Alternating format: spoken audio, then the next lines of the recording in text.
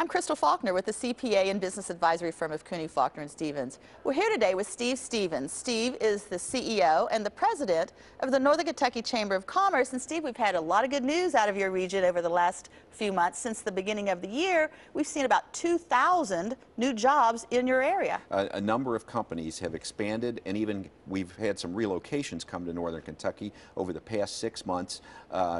2,000, as you mentioned. We're way ahead of this time last year when we were looking at that same kind of activity, so we're pretty excited about it. But you know, Steve, we all hear about the unemployment and the issues that people still can't find jobs.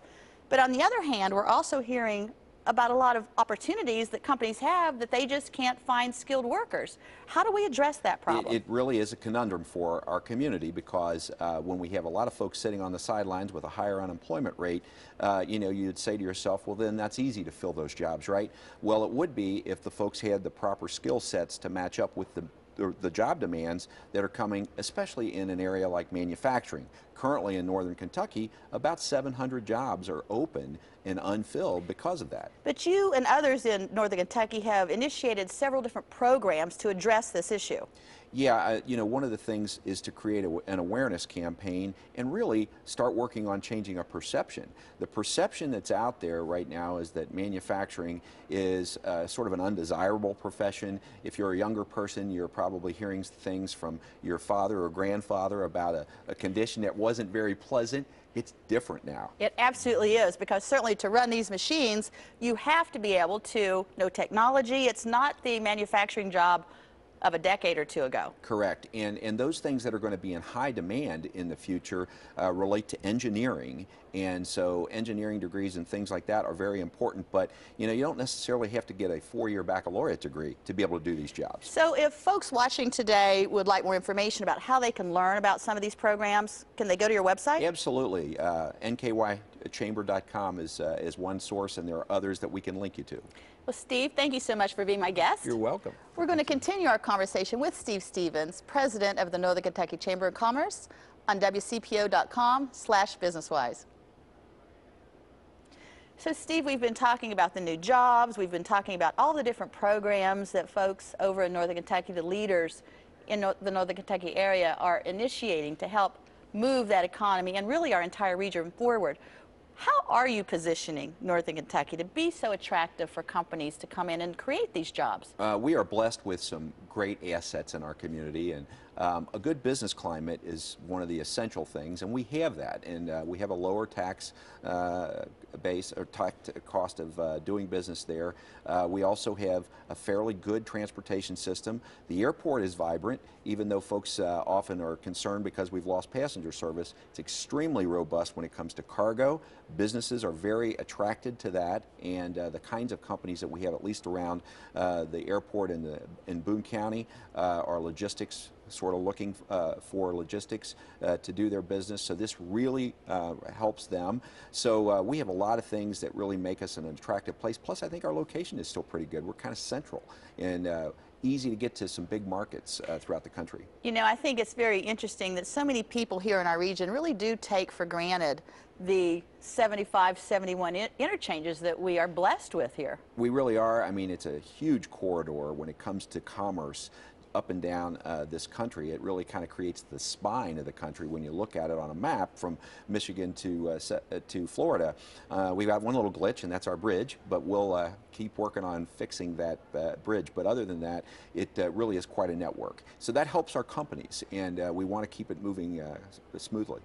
So, Steve, I want to switch gears just a little right now, because I know you're very engaged with your businesses that are members of the Northern Kentucky Chamber. Both of us are pretty engaged in the community as a CPA. You know, I often hear from businesses who, even though they want to grow, they just don't feel good about the future. The uncertainty is really overwhelming them and thwarting, in many cases, their decisions about how they're going to grow their business. What are you hearing on the Kentucky side of the river? Well, you know, folks are still nervous. There's uncertainty. I think once our election passes, that will help a lot of folks because they'll kind of know what they're going to be dealing with.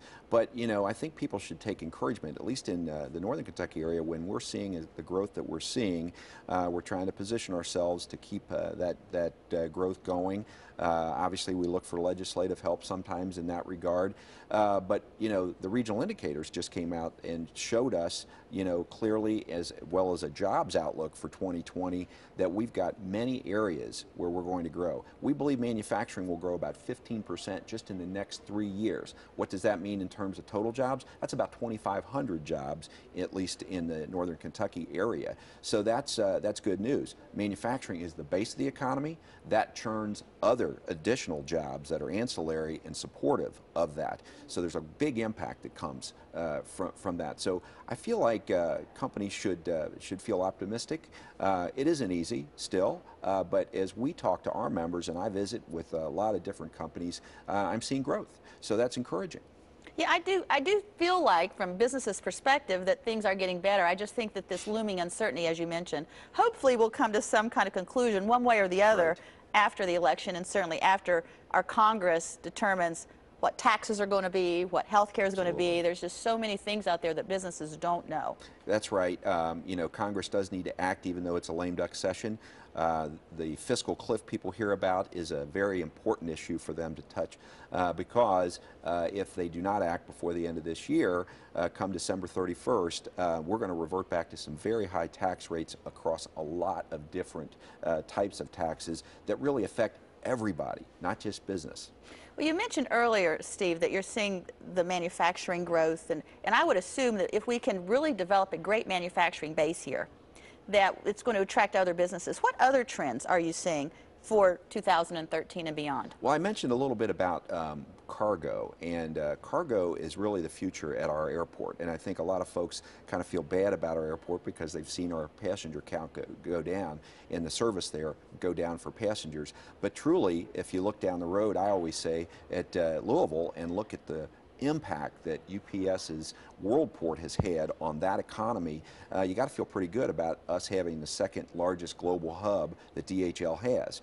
And that has generated a ton of interest, and also they're in the middle of a $47 million expansion. That's now $105 million that they've poured into the airport. They're planning at least one more that we already know about, up to 2,000 employees in this community, so we could have 2,000 more. So it's churning. And Steve, before we go, I just have to ask you, recently we heard about this whole concept of a hotel, restaurant attractions on the Purple People Bridge. Yeah. The state of Kentucky last week just gave a grant of $650,000 to study that. What do you think about that? Well, you know, I never put anything past South Bank and all the folks that are creative over there. We've seen some very interesting things. We've got the World Peace Bell. Who would have thought we would ever have that, and some of those other exciting things. I don't know if it'll ever happen, but you know, good for them that they've got a grant to take a look. Well, not to mention the fact that right now the bridge holds passengers. People can walk across it, and as I think we've talked before, it's kind of nice to think that potentially we could have this bridge that would generate an economic impact through jobs, restaurants, hotels. Absolutely, and I think there's a lot of uses for that. It's a very unique situation.